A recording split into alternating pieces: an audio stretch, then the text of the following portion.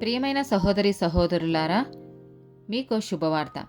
2025 సంవత్సరంలో మొత్తం 365 అంశాలను మీతో పంచుకోబోతున్నాము. జనవరి 1వ తేదీ నుండి ప్రతిరోజు ఒక అంశము మరియు దానికి సంబంధించిన వాక్యమును పంచుకుంటాము.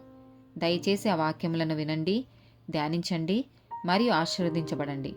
దయచేసి సబ్స్క్రైబ్ చేయండి మరియు మీ స్నేహితులతో పంచుకోండి. ధన్యవాదాలు.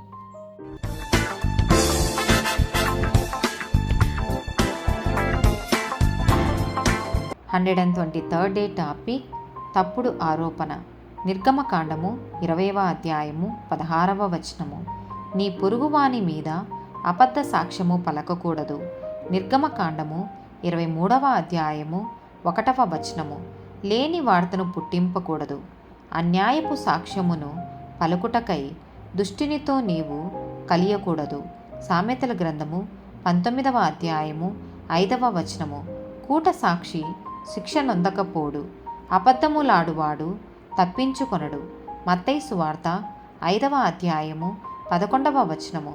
నా నిమిత్తము జనులు మిమ్మును నిందించి హింసించి మీ మీద అబద్ధముగా చెడ్డ మాటలెల్లా పలుకున్నప్పుడు మీరు ధన్యులు. మత్తయి సువార్త 26వ అధ్యాయము 59 నుండి 61 వచనాలు.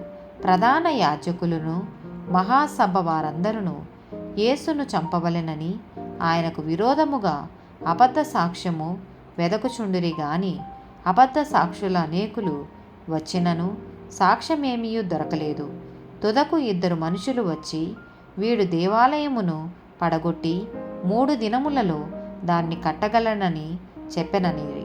మొదటి పేతురు రాసిన పత్రిక 3వ అధ్యాయము 16వ వచనము. అప్పుడు మీరు దేని విషయమై దుర్మార్గులని దూషింపబడుదురో దాని విషయమై క్రీస్తు నందున్న మీ సత్ప్రవర్తన మీద అపనింద వేయువారు సిగ్గుపడుదురు. ఆమేన్.